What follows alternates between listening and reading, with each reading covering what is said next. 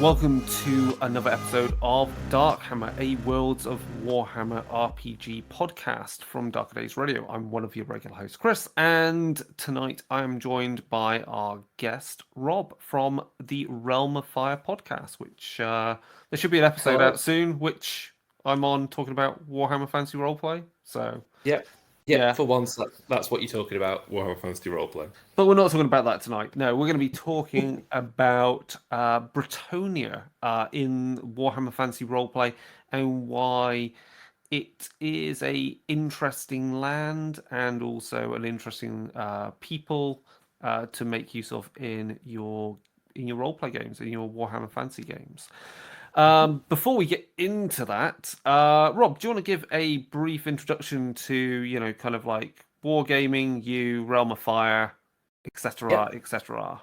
Yeah, sure. I've been playing Warhammer and Games Workshop games since about 1991, so a bit of an old hand at it now. On the roleplay side, I did play Warhammer First Edition, though I don't know how many of the rules we actually followed. We mainly just picked up the big book and read the critical tables and laughed a lot. But I've always been sort of adjacent to it. I did miss out on Warhammer Second and Third Edition, but have been looking at the Cubicle 7 4th Edition stuff. Picked up the starter set. Great stuff, as always, from Cubicle 7. I'm more of a tabletop gamer in Warhammer than role player, but recently Soulbound has taken my soul. So Age of Sigmar has become my big jam for fantasy role playing, basically. Cool, rightly so. Soulbound's an awesome rule set, and I think if you look at I think. I mean, I'm biased, but Warhammer Fantasy Roleplay, there's a lot of stuff out for it already now for the 4th edition. Maybe more than there ever was for more than 3rd or even 2nd in some respects. Cool. Anything else to say? Realm of Fire. What is Realm of Fire? Yeah, that's my podcast with Brendan, formerly of Full Metal RPG, where the two of us just talk absolute nonsense about Warhammer, Games Workshop, the fandom, things around it and adjacent to it. We're on a little bit of a gap at the moment. There's a bit of delay with the latest episode, which is featuring yourself, Chris, but that should be out today on the 3rd of November. So by me saying that puts an extra level of pressure on Brendan. But then we've also already recorded a couple more. So we've had a bit of a break, and then there's going to be a few in a row. Bang, bang, bang. And we've gone from RPGs in the Warhammer universe to our favourite armies to why AOS is just really good to can either of us actually be bothered playing 40k anymore, and everything in between. Wow, yeah, that's a hell of a thing to say. Yeah, we'll get into that then a little bit, because we're going to talk about the news now. Yes.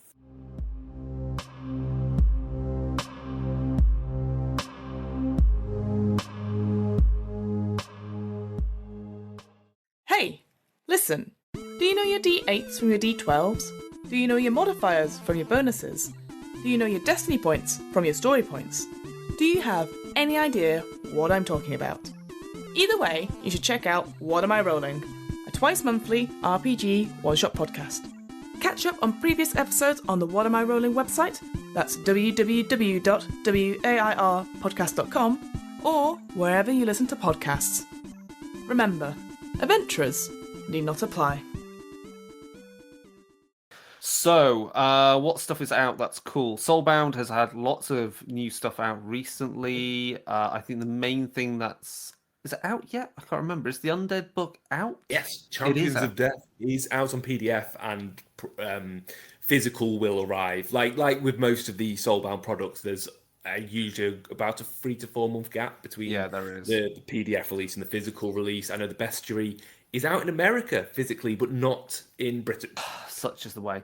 They did a scenario also for free RPG Day. Yes. That will likely be a download once the embargo is passed, which I think is like the 15th of this month. So it's a lot of fun. I picked it up. I managed to pick it up entirely randomly. I didn't even go in for free RPG Day. I went in a few days later, and there was one left, so I snagged it. And the scenario is the 7 Samurai, but with Awesome. a skeletal undead horde descending on a village, and for you to prepare against it. Yeah. So yeah, I looks really awesome. need to get hold of the Undead book because obviously that Oh. provides new enemies, new antagonists, new stuff, and Yeah. also you can play as undead characters, which is really interesting from the perspective of either you can play a group which are basically bound because obviously Nagash understands the Mhm. magics of the soulbound because he helped create Mhm. that, so he can create his own soulbound of undead minions in Yeah. that respect. But also, there's nothing stopping you to have an undead character uh, who is soulbound with the order with characters from the forces of order, so soulbound Absolutely. to Sigmar, because then Yeah. that gives you that kind of dark kind of hero, someone that's struggling Yeah. against that pull of Nagash, which gets you into that kind of vampire hunter D kind of element, and I think has really strong elements of the Abyssal Exalted from the RPG Exalted by White Wolf, now Paradox, All right. where you could play that type of character because they were basically so Yeah. if you go back in that the Abyssal Exalted were the forerunners of the age of the world before the world, and they were the things that would go on to be recreated in the current version of the world as vampires. Essentially, that's apparently the reason for it. Obviously, the connections between World of Darkness and Exalted now completely dissociated there. Right. But the fact is, you had vampiric dark heroes like you always see in anime. So I think that parallel is really strong then, and I think that Yeah. makes and given Soulbound is very bombastic and anime with its action, let's be honest. Yes. Yeah. Very much Um, over the top. Very mythological in a way. I think I heard someone describe it as you're playing heroes of myth. So you yeah, are it's while Wolfrup you're Gilgamesh and playing everything. Yeah. yeah. Well, Wolfrup you're playing the average soldier or peasant. In Soulbound you're playing Achilles and Ajax and Odysseus. You're going on these massive adventures, kind of thing. And I'll have to get that book because the other one that will be coming up after that, which is the setting book we definitely want, is the Yes. one which is Ulfin Khan, Yes. Cursed City, which will Yeah. be fucking awesome to play a campaign in. I think Ulfin Khan could well be a really good sandbox type campaign and have Hmm. very high kind of Mordheim feel to it. Yeah. Anyway, also out, Warhammer Fantasy Roleplay has the Enemy Within campaign is now the director's cut version of it is complete, Excellent. which is awesome because now that means they can start producing completely brand new content. There was also a new Halloween themed scenario called Feast of Blood. And it was a year ago that Hell Rise to Help, which I Wow. designed and then co-wrote with Yeah. David, came out. That's now like a platinum bestseller. Great. Yeah, I watched a stream actually of it being played by another Oh, group, and it was very interesting how seeing my was that? thing. Yeah. It was funny. It was interesting. It just shows like they got really caught up on on a red herring and were just like Right. completely like stuck on this thing. So Mhm. it was interesting seeing how the GM tried to steer them on things. And obviously they were trying to play within a time limit. They allowed themselves Mhm. 6 hours to play through this Oh, scenario, which I thought was a lot. Like yeah. you can run roughshod through Hellrise Hell in at least 3 to 4 hours because it's Right. designed that way. Cool. Obviously, the new stuff from Warhammer is Total War Warhammer has unleashed the look of the Cathayan armies, which obviously Mm. bodes well for everything we see in the RPG and ultimately Old World when that turns up. Mhm. So that's just novel, exciting, completely new, completely unseen. So Mhm. Yeah. interesting. New little bits. Um, and then 40k. Well, we'll keep with Soul. We'll go back to Age of Sigmar. There's a lot of new Oh, yeah. stuff out for Age of Sigmar. Like we've now Loads. got the Uruks. We've got new Age of Sigmar edition we talked about. But the main new cool thing is on the horizon. There's new Warcry, new box Yes. game, Brilliant. new Spider Worshippers Cultist. of Chaos, Yeah. which is interesting. And the Dark Oath are back because we saw the Dark Yeah. Oath originally in Underworlds. And I have those miniatures for that warband. Yeah. They're really cool. They're great. Just generic, nice barbarians who make good heroes, even for, I think, could be redeemed and you could just turn easily to Sigmar. So yes, there was a very good short story about I think it was just called War Queen, and it was based around the Dark Earth War Queen model that came out from Align Portents. And yes, you got a sense of what you would have been, what it would have been like in the Age of Chaos to not be a full-blooded worshipper of chaos, but you just worship your local god. You don't know that your local god is actually a manifestation of Tzeentch. To you, it's the multi-eyed raven. You know that's your representation. And yeah, I really think the Dark Oath are a good. I was going to say shade of grey, but I think shade of brown is a more appropriate color for them. In terms of chaos, that not everyone who pledges allegiance to chaos is a full-blown tentacle murderer. You know, there's just gonna be a lot of people that's just the god. You know, Khorne's the god of martial heroism, and going into Bretonnia later, I think there's a lot of overlap with that. But yeah, sorry, go on. That's really cool. I mean, it also gives a sense that there is a society. They care for things to a certain extent, as well as placating the bloodlust of their god. Obviously, that new starter set is, I think, if we talk in terms of UK pricing, is better priced than Catacombs that came before it, because obviously we're getting full terrain. So this is the new Varanite mines. So you're getting like sluiceways and mining outcrops and everything. I'm going to have to get it because it gives me 2 more warbands. That gives me five Chaos warbands in total. So that means I've got basically 1,000-point Chaos army. I've got a Manticore as well, you see. So anything like that. And then I've got a few other bits. Whatchcaller from the Dark Oath, so that those, because she's a character leader. So that's my army. And obviously all the Gribblies from the original box game. And I've got some Chaos Spawn. So yeah, that'll be fun. The terrain is very Temple of Doom with all the mine works and stuff. So love it, absolutely love it. It'll be interesting to see what other terrain sets they bring out off the back of it, because I think that's the strongest thing that's been happening for Age of Sigmar.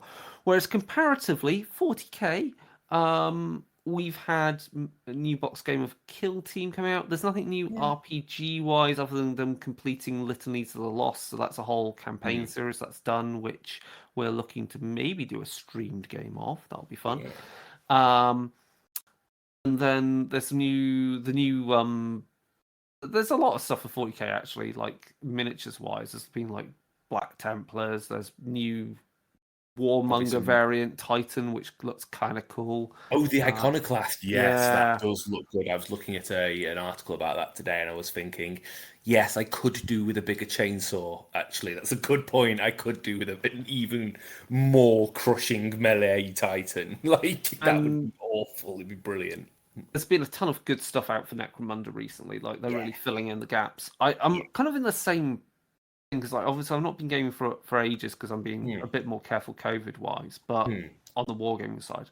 But again, I'm kind of like, I'm getting because my nephew's got hold of, he's like 5 and he's into the Imperium magazine. Now he's not going. I think they're not going hard on that. Like, they've got the first few issues and then stopping. But miniatures are still a bit hard for him to put together, even though they're easy clipped together. Yeah, he's not painting. Well, you still got to clip them out, haven't you, and stuff? It's not exactly. He's not painting them, but his dad is doing that, because it turns out his dad and his dad's brother, who are basically my age, were also Games Workshop nerds back in the day. Maybe not as heavy, so they've dug out of the grandparents' place like an old Predator tank. Know, the old Bastion card. Yes, frame. Brilliant. I think that in near pristine. Oh, lovely. I was like, Jesus Christ. And then like an Eversor, was it an Eversor Assassin? Yeah, an Eversor Assassin. And so my nephew is amused that he can just show me something and I can name it. And they've also got the old, I think 1996 Citadel painting book as well. So it's kind of Right. like he wants all this stuff, and I'm like thinking, none of this stuff is made anymore. Yeah. But it's excited him, and I think the main thing is he's into the dice rolling and reading a little bit. So Mm. give him another year or so, and the fact is I'm collecting Imperium for a bit longer because I've got like right next to me I've got the what are they called? The big chunky guys with the chunky fists that are for the Space Aggressors? Marines. Yeah, Aggressors? they got flamethrowers on them. Yeah, Yeah, yeah, aggressors, yeah. they're really cool. They look. Great. Yeah. I actually think they look better than Terminators. Ooh, wow. Hot Hot takes take. is from my show, Chris. Yeah. You can't say these takes. But yeah, so I'm going to collect that for a few more issues and Mhm. get a few things for a little Space Marine Crusade force that's like, tiny, Yeah. along with my, what, Rogue Trader and her little entourage, and then use my Van Sar as a tech company, Imperial Guardsmen who are well armed. And that'll be a 40k force, and I think that'll do. That'll be. Which Though reminds me, I think the new campaign book that Games Workshop have just announced, whatever it's called, the Octarius or something, I think that's got rules for putting your Rogue Trader people into 40k like fully fleshed out. ooh, shit, I might have to get I will that. double check on that. Don't go off pre-ordering it. Let me just have a look. But I seem to remember seeing that and thinking, Chris, I saw it and I thought of you, and I think there was a reason why.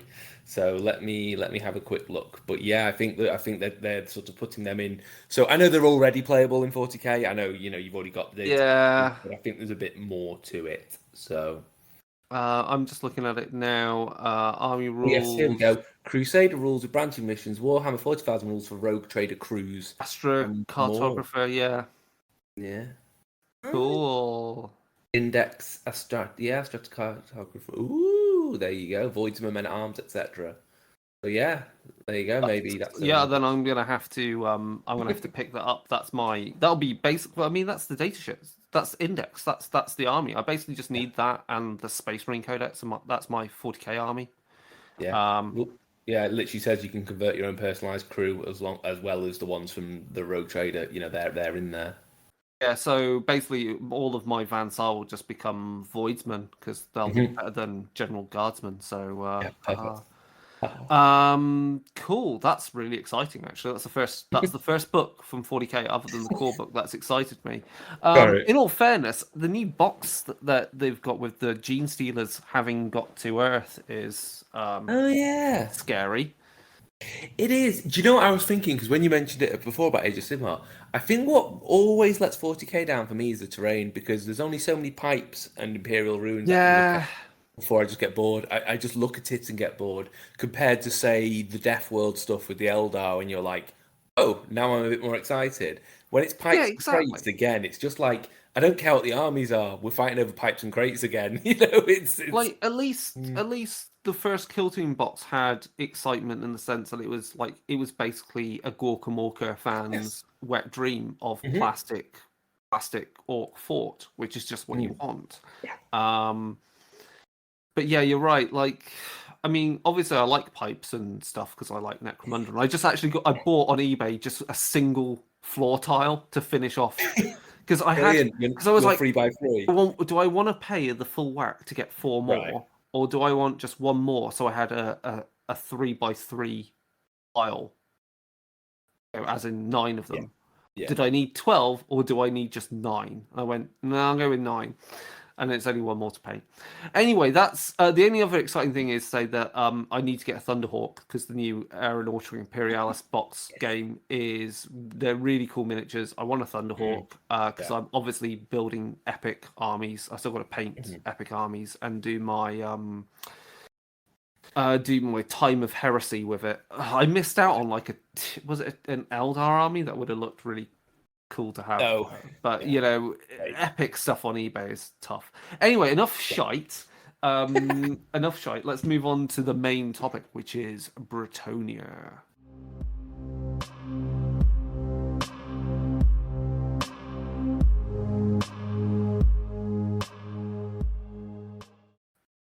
So I'm going to do a really brief history because I wrote this last night. Dude, you did.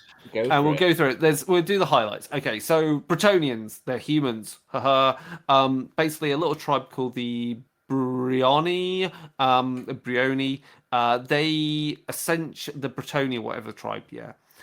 They went west over the Grey Mountains, leaving the other tribes that would go on to be, formed together to form the empire. So they go into this lush, verdant land, which is basically France. Nice rolling hills. I'm sure have lovely places to grow vineyards in the future. But the fact is, it's filled with fucking orcs, right? Yes. They drive them out. The Brioni or Bretonnia, they're made up of a number of tribes. I think 16 in total at the time. Right. So they fight against greenskins.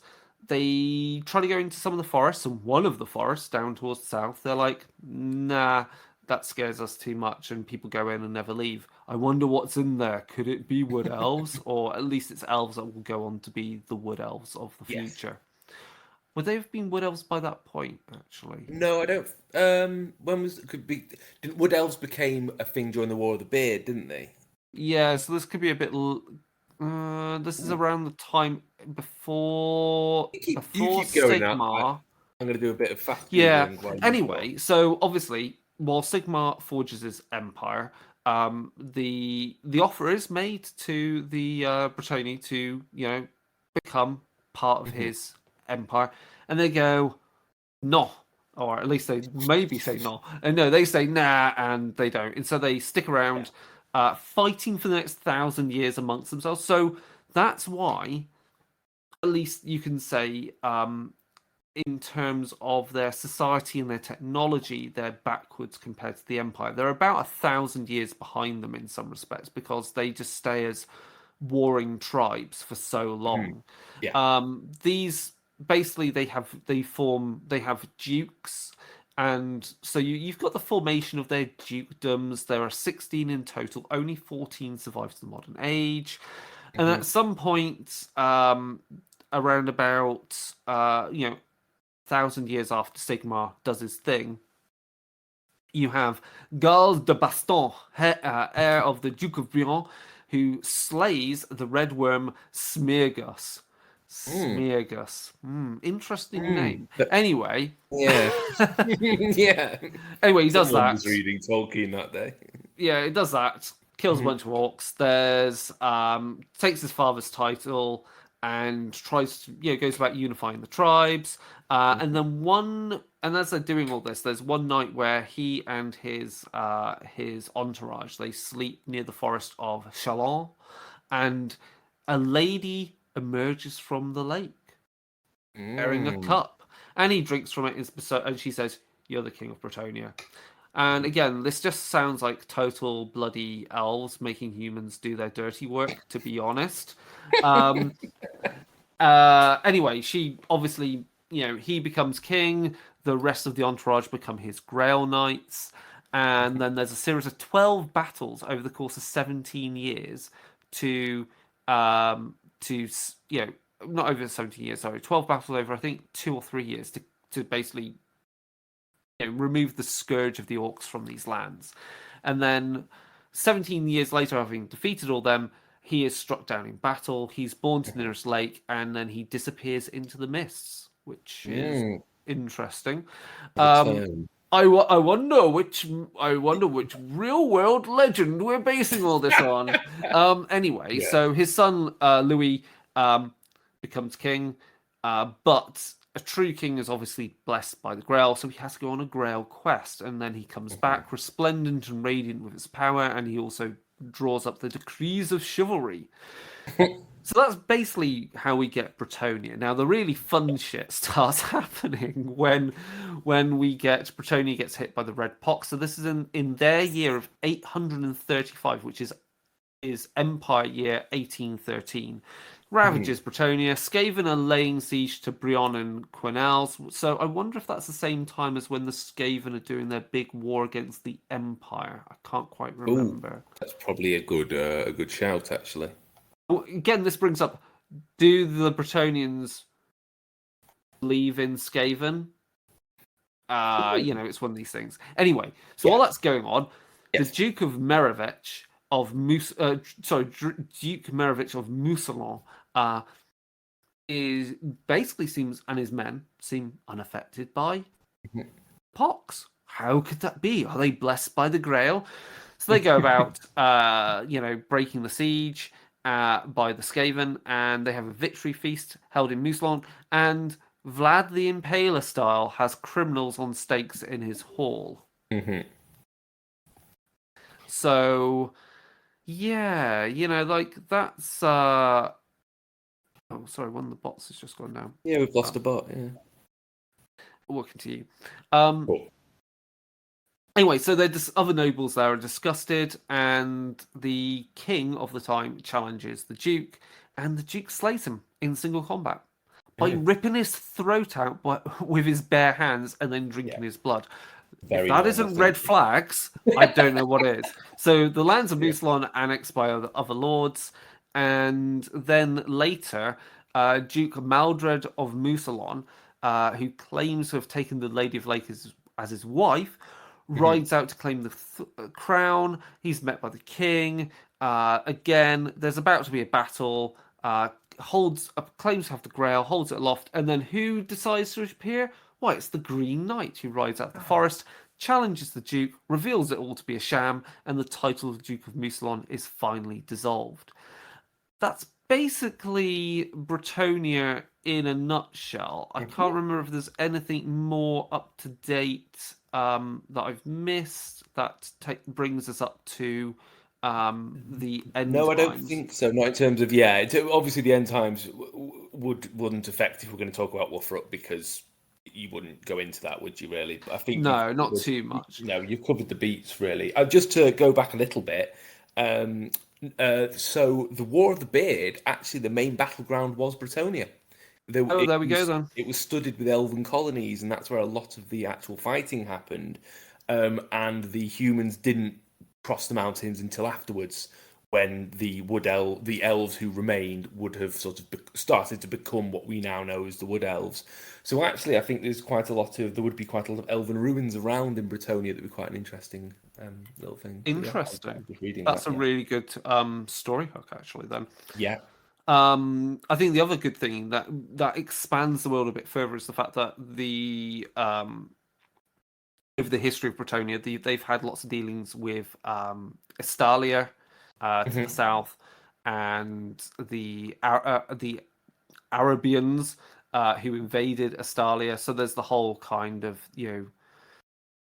knights and El Cid and that. Yeah, all that kind of stuff. So you can lean into those themes if you wanted. So depending upon how you do your historical, you could, because again, that's the point of Warhammer Fantasy Roleplay. You could pick any time period you wanted to, and you can delve into it. Like you can look into Bretonnia in the year 1513. So that's 2491 of Empire on the Empire calendar, and Heinrich Kemmler is is trampling Bretonnians. So there's a lot of, I think, the themes that turn up with the Bretonnians is obviously there's this obviously the whole Fey magic that they call upon, that they're blessed by, the Green Knight, and kind of that the druidic kind of power Lady of the Lake lies in the background to their Grail quest. So they have all the trappings of Knights Templar and so forth, without all the Christianity on there. And then you have, against that, you can have a lot of the undead and vampiric knights, and then also the Arabians. You could also say, again, depending on how you want to portray them, can call upon their particular types of magics, and likely I would say strong aptitude in alchemy, because that's that's thematically let's be honest. Modern day chemistry wouldn't exist if it wasn't for the fact that in the Middle East they claimed and looked after all the sciences that the Romans had as the Roman Empire dissolved. So let's be honest about that. That's why That's why chemistry has its name. Anyway, moving on. So, anything else interesting about history before we carry on? No, I think Bretonnia is an interesting one in terms of its history because it went through a major rewrite during the fifth edition of the Fantasy Battle game when it went Yeah. from just a medieval society to a French Arthurian medieval society, Yeah. and a lot of it was developed in that way.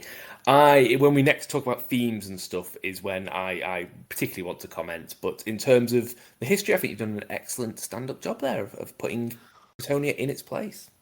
So let's just be conversational then about the Yeah. society, because we've got a society that is far more structured in some respects than the Empire, right? Yes. If the Empire is Renaissance, merchant class Germany, this is high medieval France. Hmm. So, So what are we gonna play, and how does that influence us? Like, what are we going to experience if we are characters from Bretonnia? sure. So I think I'm going to take a beat from World of Darkness here and think of some themes. Themes and atmosphere. I think is essential to even think of the character before we even start on characters. And for me, the major theme of Bretonnia is parasitic. It's a parasitic place. It's got the whole vampiric echo to it, which is brilliant, and the whole thing. But you've also got a society where you have the rich, and this is my politics, bleeding the poor to death in order to fight their wars. It is both. There is parasites from the nobles, from the barons, who are also being bled to death, literally by the vampires that are living in their ancestral castles. So I think if you want to really experience Bretonnia, like the Empire, you're looking at low characters again. You're not going to be Grail Knights. I think a Grail Knight would not be a suitable character. I think you're looking at maybe a Knight Errant. Your first step on the rung of knighthood would be your highest level character.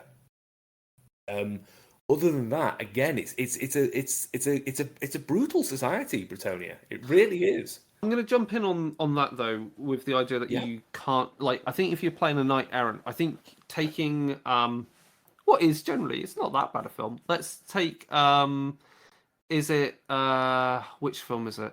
I can't think of it. Excalibur? No. What's the one with is it let me think. Let me just Google it. Not A Knight's Tale with Heath Ledger, is it? I'm going to actually say A Knight's Tale because while it is very pop culture-y, it's obviously I think it's allowed to because history is written by the victors, obviously, and so what we understand of the medieval period is very much based upon how men who won lots of wars got to write about things, and obviously the church. But I think A Knight's Tale is cool because you have that whole entourage. Like, a knight is a knight, but he's nothing without the people that look after his horse, that look after his weapons, that look after his clothing, his leather, his herbalist. And I think that, as a party, could be fucking fun. That would be to a play. lot of fun. And I think that has a lot of parallels to what I've done in Wrath and Glory, where you've got one of the players is the commissar. They are the leader, but they're nothing without their entourage, who are more able to go where they cannot. Yeah, I think that's a cool party. Really good idea, actually, because although mechanically maybe the Knight Errant is a step above the others, he might be a bit of an idiot. Like, he can't talk his way around anything. He's a step above them in terms of part of society, but he's at the bottom of another part of society, whereas they could actually be quite high up in their portion of society. So again, it's all relative. To not lean into a very common pop culture thing that ruins a lot of RPGs. the first Blackadder would be a good example of while one of you plays the noble, the other ones of you are playing actually the servants who know what's going on and doing the work kind of thing, and the noble's just the idiot, you know? Yeah. Yeah, there you go. I hadn't even thought of that, and you've talked me around to it now. I'm going to start making a Bretonnian character just for that. But yeah, I mean, so society is divided. So we've got plebs and serfs, and we've got the landed gentry, basically, right? Yeah. Yes, it's feudalism. So you have, yes, the people with land, the haves and the haves not, basically. People with land, people without land. And how's the nobility broken down? Like we've got a king that becomes dukes, so dukes rule over basically Baronies. provinces, and then we've got baronies within those dukedoms.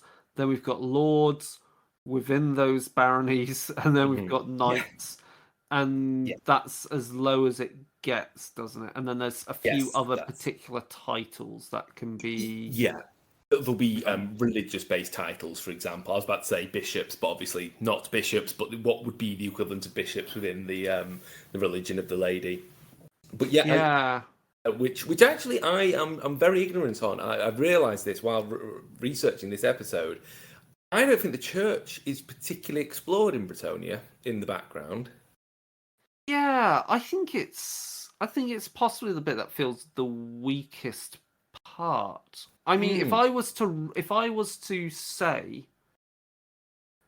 portray what their church should be like, okay, is that if the Church of Sigmar's basically if you think of the Christian church, but instead of Christ, it's Mithras, and Mithras was actually a god that was able to bestow,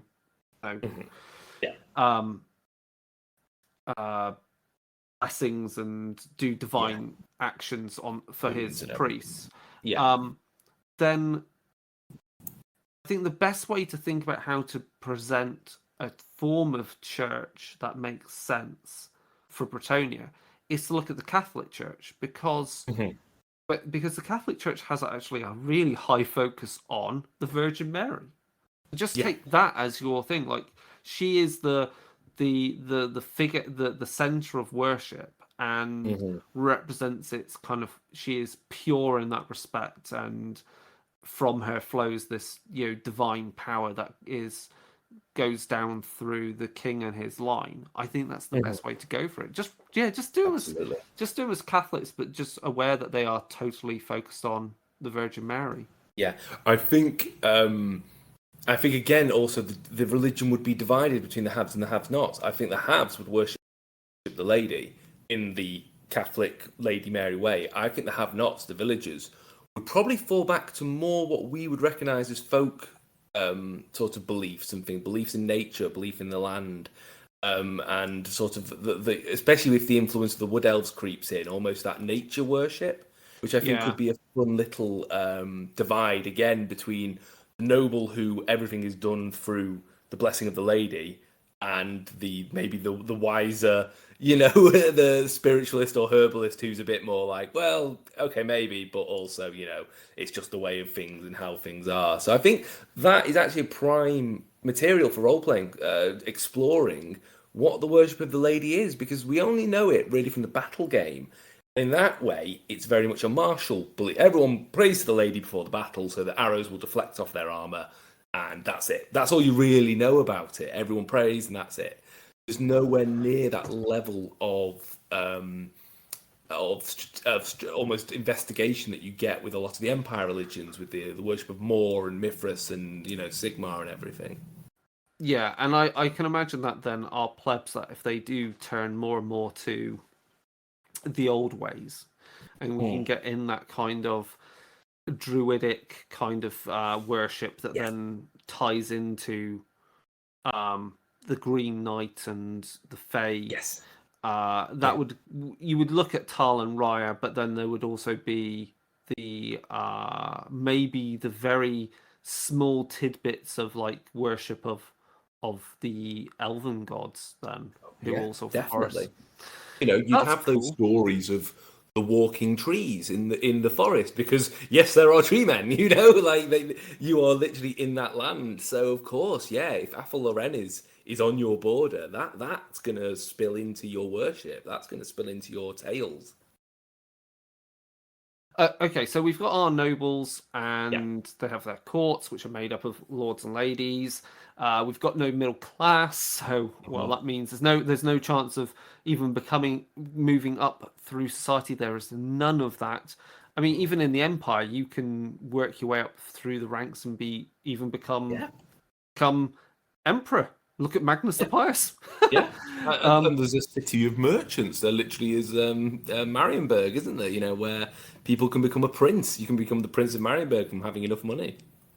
And we have our knights who are elite fighters. They do all their errantry and training, and then they form the elite core of your armies. The rest of your armies are drawn from your peasants, who are just really going to be trained to do archery Yeah. and very very basic weaponry. But I mean, this again is parallels to middle age England, where obviously if you look at the hundred, which oh god, I can't think of the battle, which Cool. Agincourt, yeah, you're literally just defeating en masse the enemy using ranks and ranks of archers and so forth. So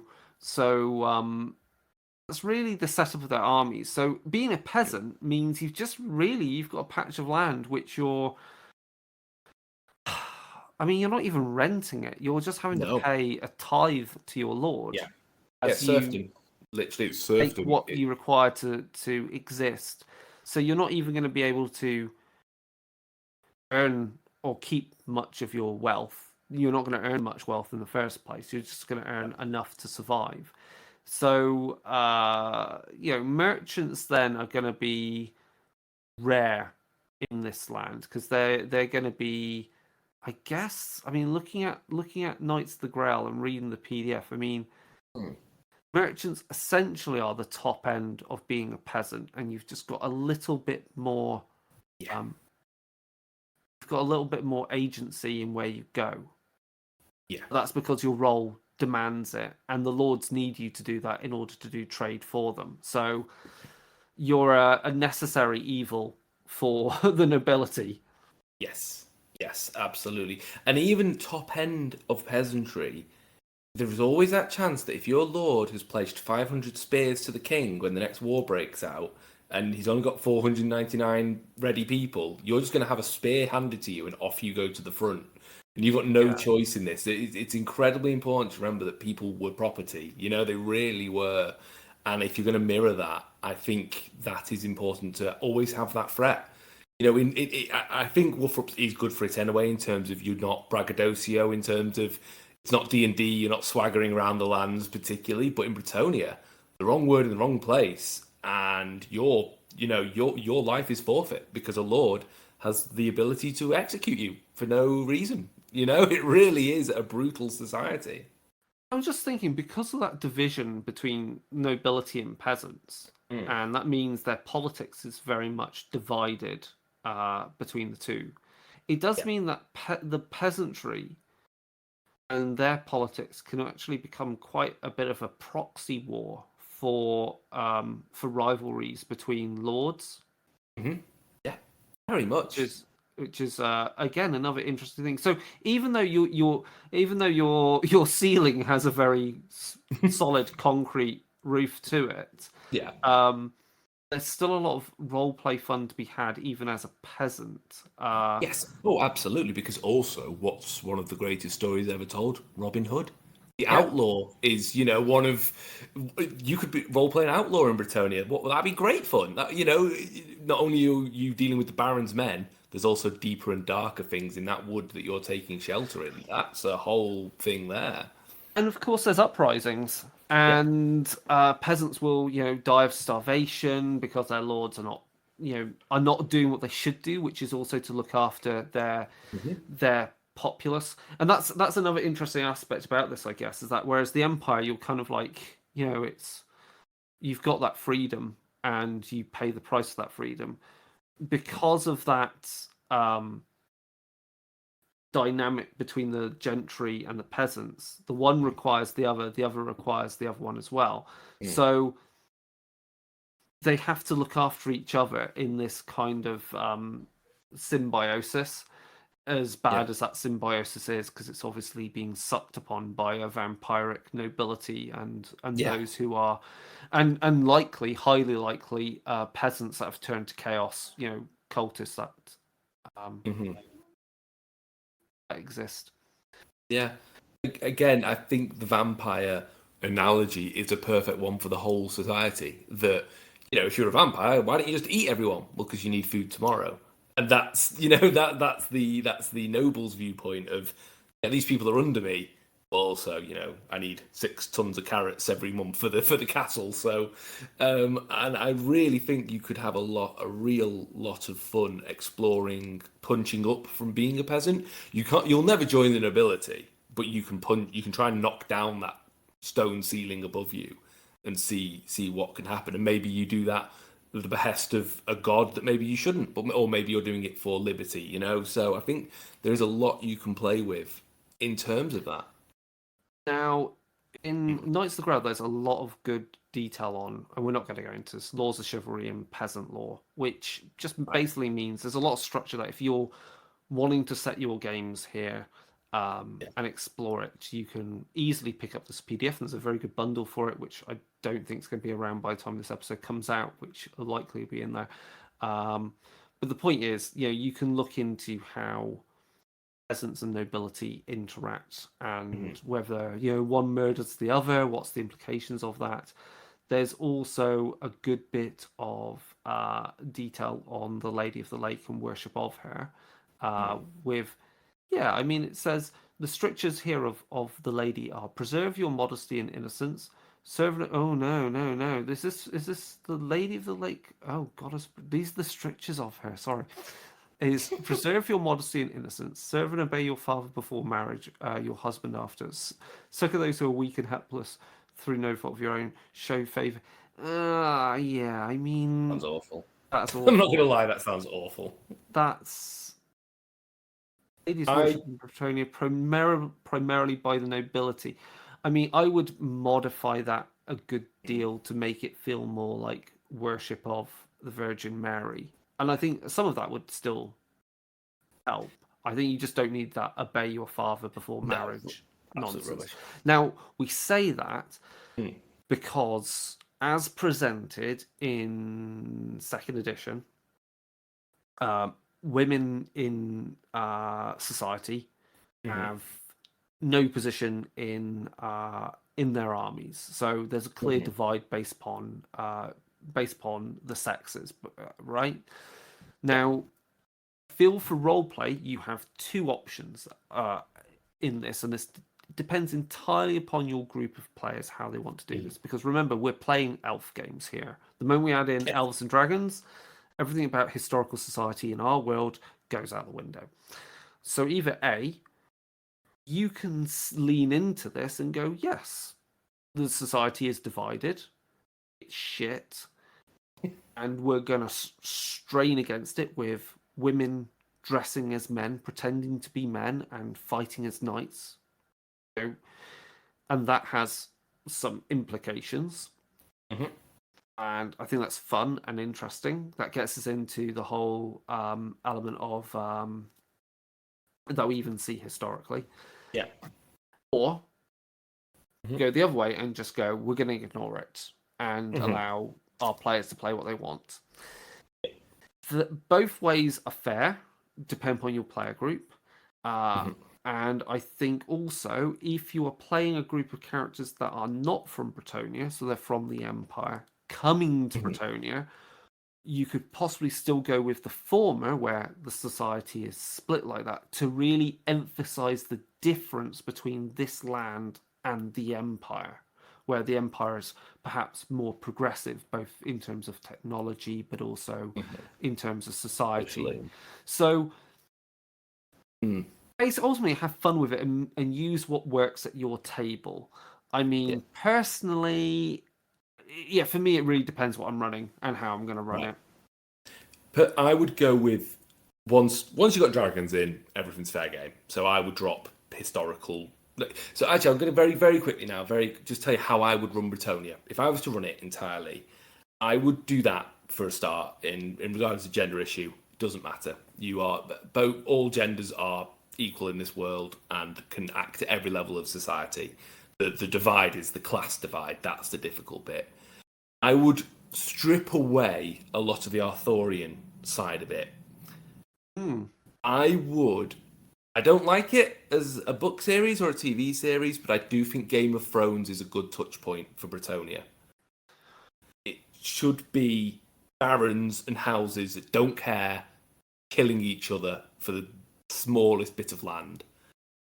And then I'd mix in a lot of more Tolkien elements of the worship of the land by the peasantry, the former glories of the place, and mix in the sort of the folk worship into there. So that would be my mood and theme if I play Bretonnia. In terms of the gender issue, I would just say no, it doesn't matter. There are female knights, there are female peasants. Everyone has to work the land. Everyone has to fight in the wars. You know, it's almost the Imperial Guard thing of, I don't care, as long as you can hold this gun, you're going to the front. So, you know, that's what it would be in my eyes. Yeah, I think that's a fair approach. Yeah, I don't. That's hard to disagree with. I think that's a really good way. And actually, it's good that you brought up that. I think also that Game of Thrones approach could definitely be mapped onto Talia with all the warring city-states. Yes, although in that case, I would just literally get a book on the Borgia family and go mad. Just read that and go, Jesus Christ. Also, like the series The Borgias as well. Just watch that and just watch complete nonsense occur. Yeah, absolutely. Definitely. I think it's always better than the imagination. That's the key. But I think stripping back a bit the Arthurian stuff. I think it's just a bit too overwrought. Yeah. When it became the heavy. Grail and the Green Knight and the returning of Arthur at the end of days, it was just a bit like, all right. As I say, I think 5th edition was a terrible rewrite for Bretonnia. I really think they became a joke that didn't fit into the Warhammer world, and everyone had a pun name. And it was just Frenchy McFrench, and it was just like, this is really bad actually now. There's some also really interesting things in Knights of the Grail. There's the section on stolen children that are taken by the Fey Enchantress.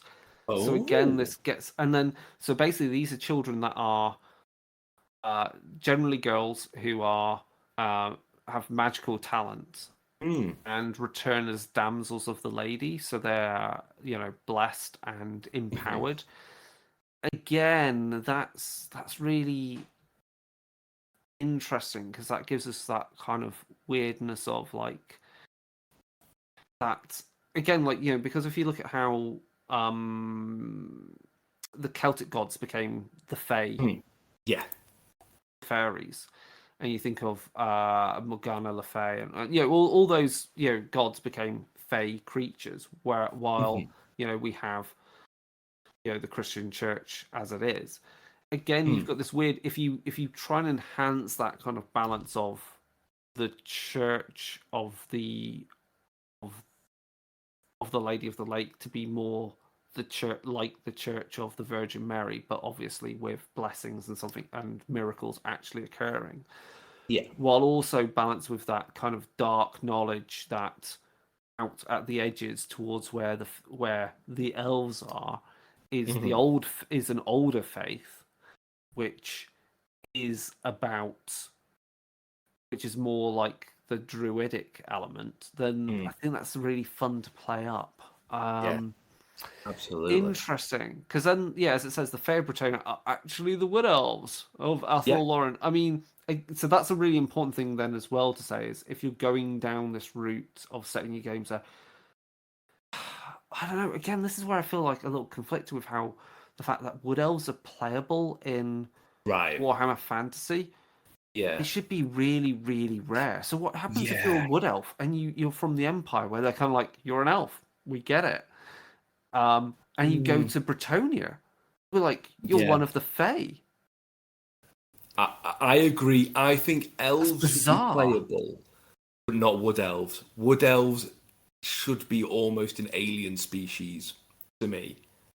Even an elf, though, walking Even around an Bretonnia. elf should be. I do think Wolfrup shouldn't have elves in it, but also I don't like elves, so I'm probably not. Yeah, I know. I understand that. I mean, I'm not the person to comment on that. I think an elf would walking around Bretonnia. They'd be worshipped, wouldn't they? Or feared and strung up, Like, it'd be two ways. Yeah, they'd have to be really careful and because again you're looking at a society that's quite backwards. As it said, the Fae, no Bretonnian characters who encounter the Fae are quite likely to realize that elves, the Bretonnian characters with substantial personal experience of elves may also make the connection. So there's a disjoint between what they understand as an elf, as a high elf, or an elf who's grown up in the Empire, versus a wood elf. Yeah, I don't know. I think if you're going to be using Bretonnian characters, a lot's going to have to change anyway. I think you're going to have to just accept it's not a standard game of Wolfrup, and there will be certain things that do and don't happen, basically. And then the other thing we have to talk about is magic, because obviously magic here is going to be quite different. We've already said that you could be touched by the Fae, and so your magic is seen as a blessing of the Fae. You'll have priests and nuns, I guess, damsels. I would say again go harder on the idea of nuns and so forth to the Lady of the Lake. And I think you could almost take inspiration from the Sisters of Battle from 40k. Yeah, I think that would be their miracles manifest and things like that. I think that's also a really good way. Again, if you want to try and break down to a certain extent the gender divide and have a militant, militant sisterhood, that would be really, really fun. I mean, there's precedence for it with the same with the Sisters of Sigmar. And this is a place where the winds of death blow strong. Death magic is pretty prevalent in Bretonnia. This is not you're gonna have these again. It's a medieval France where the Fae exist, but vampires and werewolves exist. So maybe the wise woman who is healing, maybe they're tapping into the winds of death. Actually, ironically, or I think death magic would have a big sway in this land. What about then? How do they feel then about wizards? Are they going to be wary of wizards? That's a good question because I don't know. That is a really fun explanation because the winds of the colleges of magic are very much an empire and elven thing, aren't they? So I would go one of two ways on this. You've got your damsels, Fae blessed, Fae taught. Right, yeah. They use magic. So in other words, the Wood Elves have worked out a form of magic that they teach that's not high magic and so forth, that these damsels use. And that's accepted. Yes. Then the other magic, so most probably anyone that you count as hedge wizards mostly exists within the peasant population, so that's acceptable.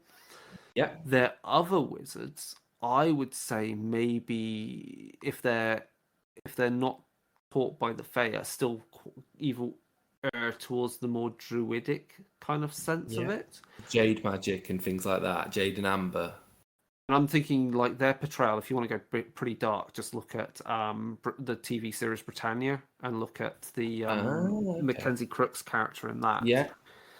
And then if we're going to go the other way, I'm wondering that if you haven't got full colleges of magic, can we go with something that feels more hermetic for where it's taught within, where they learn in like their towers in some part of the in some part of Bretonnia. So there could be a guild of some sort.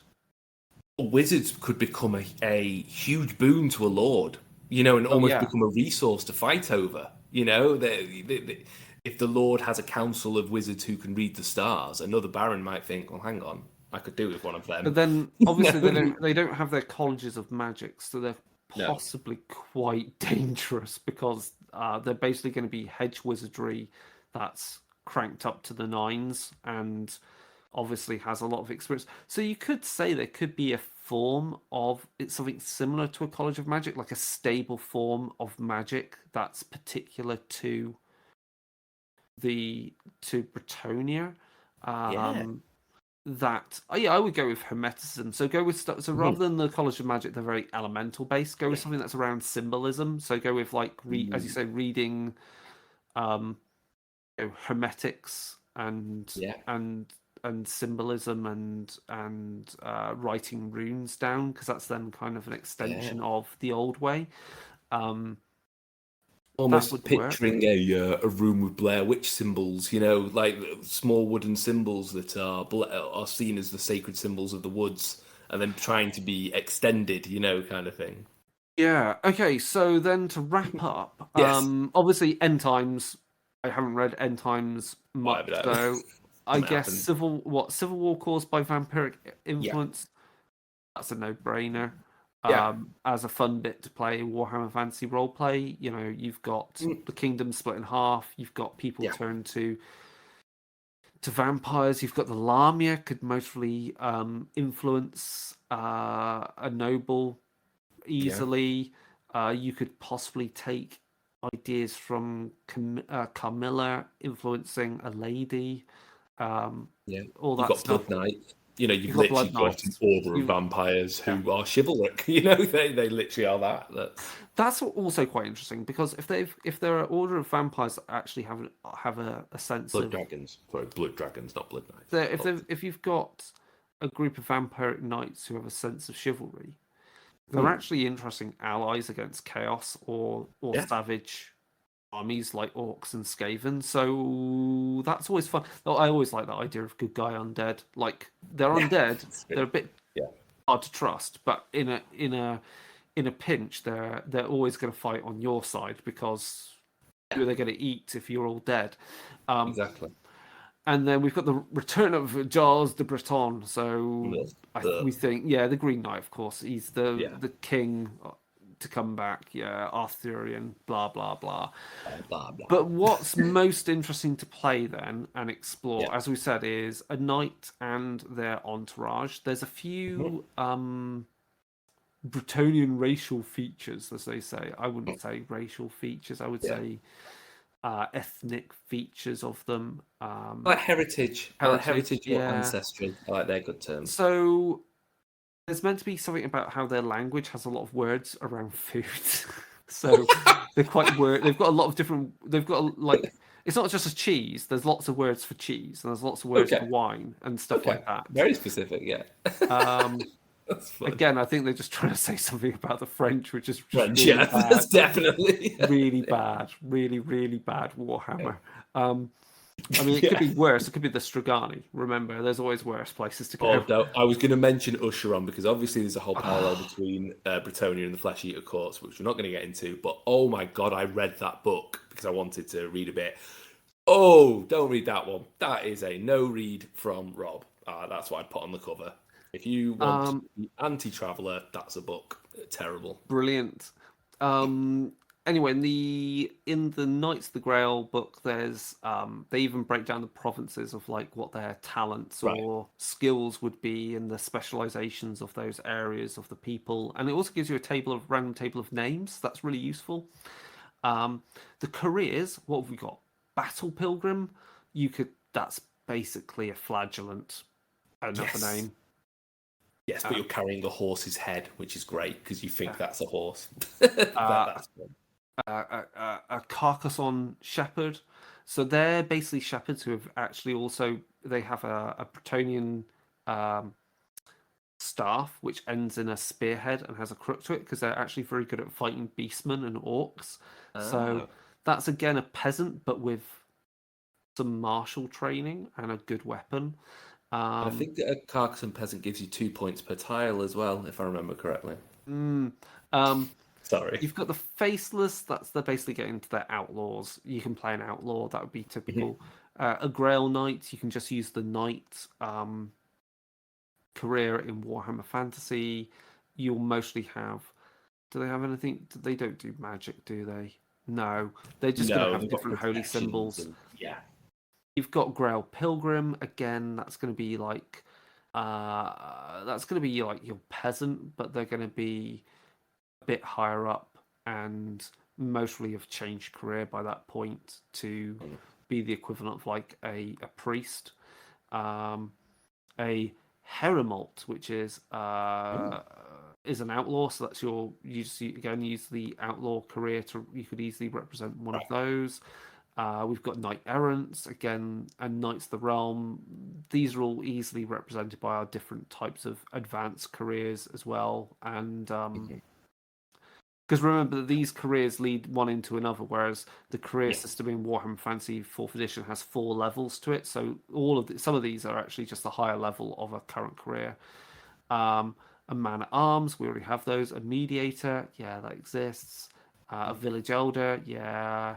Warwood and a Yeoman. So actually, most of what's in the Knights of the Grail can easily be replicated out of the book using Warhammer Fantasy Roleplay 4th Edition. I'm now really super hyped. I think we should do a one-shot based in I think we Bretonnia. should. Because I was just like, oh, fucking Bretonnia. Now I'm like, I think it'd be oh really. my god. Do you know what would be really fun to play? I think it'd be a one-shot set in Bretonnia, and again we go with the party concept of the knight and the starting out knight and their entourage.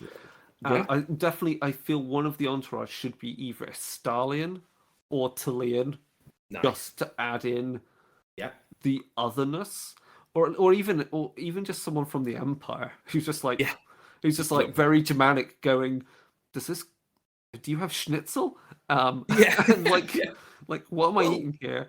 To again go back to it, in Prince of Thieves, Fingy's the Moor character, I cannot remember the actor's name now, but Morgan Freeman, his whole role is to be like, this is ridiculous. Your society is stupid, and then that's always a fun thing when you have that in a role play adventure where you have someone going, why are these people working the land to their deaths? This is ridiculous. Like, you could have that. Cool. Okay. Well, that's something to plan for some time in the future. Yes, that's another game. To come up with a scenario for it for a one shot. But I think actually the easiest thing would be to create some scandalous conspiracy-ness nonsense all taking place during a jousting tournament. That's as simple as you could get. I think to get you into it. Yeah, almost you could lift a medieval morality play and just use that. One of them, I can't remember what they're called now, but one of those plays they used to have, and just go, right, we'll do that with a Warhammer twist. This time it is Beastman knocking at the door, kind of thing, Yeah. Cool. Great. I think that's all we can say. So actually, Bretonnia's really interesting. Right. With that, we've definitely hit our hour here recording. If anyone has any further questions or has any comments about this episode and previous ones, you can email us at darkerdaysradio@gmail.com. You can find us on Twitter and Instagram at darkerdaysradio. You can find us on Facebook. And of course, you can find the link in the show notes and everywhere else to our Discord community to talk about this.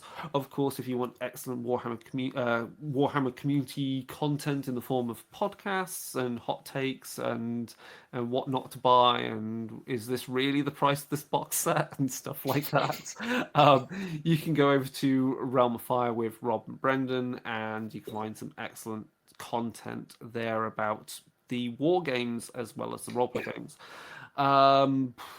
That's about it. So I think the next episode will be something 40k based, I feel, to carry on.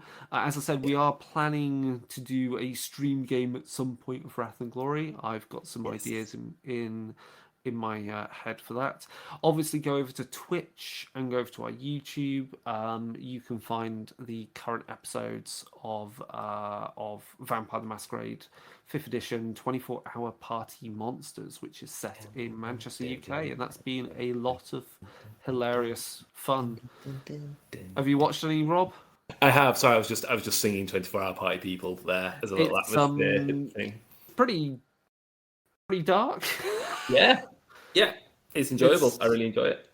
Not preening vampires at all, is it? Nope, not at all. No, very, very. Yeah, it's good. It's a really nice Mancunian twist on things. I like it. Yeah, with really stupid attempts at accents, but yeah, cool. Yeah, Okay, I wasn't going to say anything, but yeah. No, it's always crap accents every time. The only good accents I can do are farmers, based upon my Herefordian background. Right, with that, we're going to end there and say goodbye. So goodbye for now. Bye.